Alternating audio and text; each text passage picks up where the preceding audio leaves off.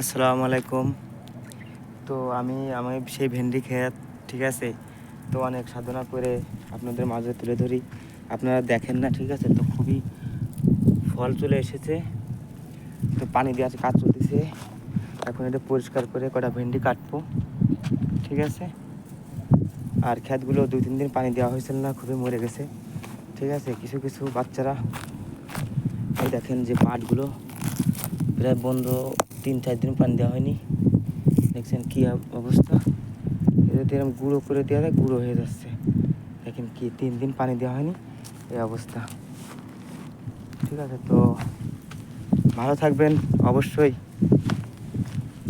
Kuwait মরুভূমির দেশ, এই দেশে আমি এসব সবজি চাষ করে আমি নিজেরে খুব গর্ববোধ মনে করি, ঠিক আছে। তা 2-3 দিন না দিলেই মনে হয় যে পাতার ডলা দিলেই শুকোয় যায়, তাহলে কি তাপ, ঠিক আছে। তা সবাই জানেন তাপ কোনো বিষয় না, তাপের মধ্যে কাজ করাই প্রবাসীদের কাজ, ঠিক আছে। তো দোয়া করবেন, ভালো থাকবেন, আল্লাহ হাফেজ।